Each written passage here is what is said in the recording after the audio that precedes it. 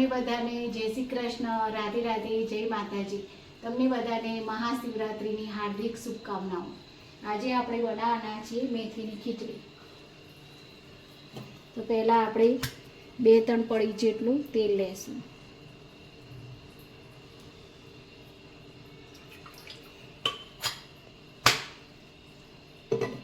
ત્રણ પડી જેટલું મોટી પરી આવે એટલું આપણે તેલ લેશું।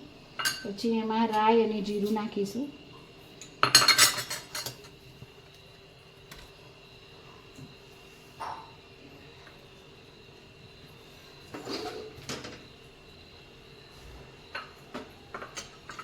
પછી એમાં આ તમાલપત્ર છે અને આ સૂકા લાલ મરચાં છે અને આ લવિંગ છે 4 એ નાખી દઈશું।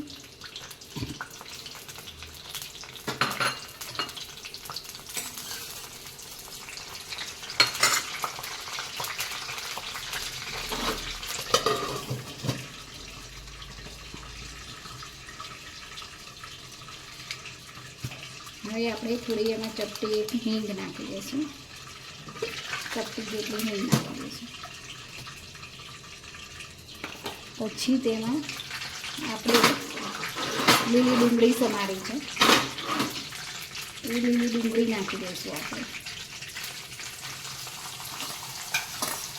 એક ડુંગળી સમારીને રાખી છે આપણે લીલી ડુંગળી, તો એક ડુંગળી આપણે લીલી ડુંગળી નાખી દઈશું। પછી આપણે લીલું લસણ છે, અત્યારે શિયાળો છે એટલે લીલું લસણ અને લીલી ડુંગળીને એવું મળે છે તો નાખીએ। જો આપણને લીલી ડુંગળી ના હોય તો સૂકી ડુંગળી નાખીએ તો પણ ચાલે। આપણને અત્યારે આપણે લીલી ડુંગળી અને લીલું લસણ શિયાળો છે તો મળે છે તો આપણે લઈ લીધું છે। હવે આને થોડી વાર સાતળવા દઈશું આપણે અને પછી આપણે બધા મસાલા કરી દઈશું એમાં। હવે આપણે એમાં અડધી ચમચી જેટલું મરચું લઈશું। બરાબર, મોટી ચમચી છે એટલે અડધી ચમચી જેટલું લઈશું। કોઈને સ્પાઇસી ભાવે, તીખું ભાવે તો થોડું વધારે પણ લઈ શકે। અને અડધી ચમચી જેટલી આપણે હળદર લઈ લઈશું એમાં। હવે આમાં આપણે લઈશું ધાણા જીરું, એ થોડું વધારે લઈશું। ધાણા જીરું 1-1.5 ચમચી જેટલું ધાણા જીરું પાવડર લઈ લઈશું।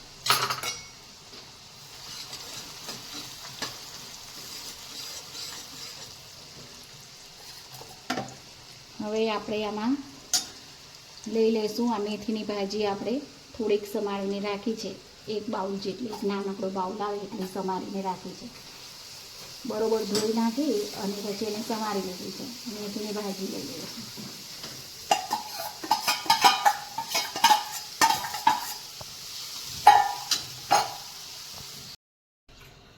હવે આપણે થોડુંક 1 ગ્લાસ જેટલું તો આમાં પાણી હતું જ, પણ આપણે થોડું પાણી લઈશું આમાં। આપણે બીજું 1 ગ્લાસ જેવું પાણી, આટલું એક ગ્લાસ પહેલાં હતું, આ 1 ગ્લાસ લીધો અને પાછો આપણે અડધો ગ્લાસ લઈશું આમાં।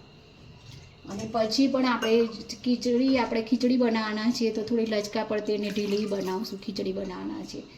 જો પછી આપણને એવું લાગે કે પાણી થોડું ઓછું લાગે છે તો આપણે ફરીથી પાછું એડ કરી શકીએ છીએ આમાં પાણી। હવે આને આ ખીચડી આપણી હવે થોડી વાર આપણે એને 15-20 મિનિટ મીડિયમ ગેસ ઉપર રાખી અને થવા દઈશું આપણે।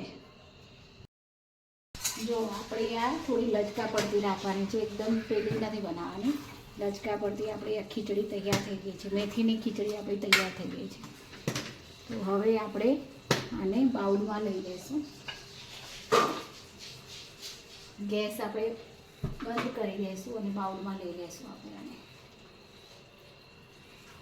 મેથીની આપણી ખીચડી તૈયાર થઈ ગઈ છે।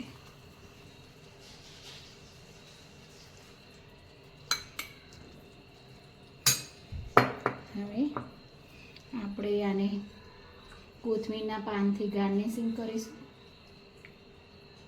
અને ખીચડી હોય એટલે એમાં ઘી તો જોઈએ જ, ઘી વગર ખીચડી ભાવે જ નહીં, એટલે આપણે ગાયનું ઘી ઉપરથી થોડું 1 ચમચી જેવું ગાયનું ઘી નાખીશું।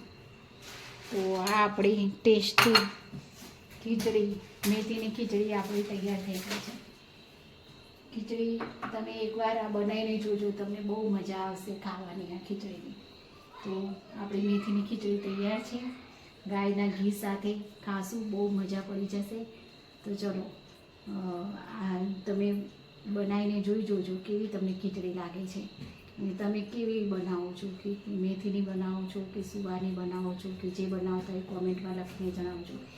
અને આજના વિડીયોના એન્ડિંગમાં હું કહીશ કે આપણે સ્વદેશી અપનાવીએ, આયુર્વેદિક અપનાવીએ, અને દરેક જીવ માત્ર ઉપર દયાભાવ રાખીએ, ગૌરક્ષા કરીએ, આપણે વ્યસનથી દૂર રહીએ, અને આપણા ઘરની આસપાસ નાના ફૂલ છોડ વાવીએ, અને ખુશ રહીએ અને મસ્ત રહીએ.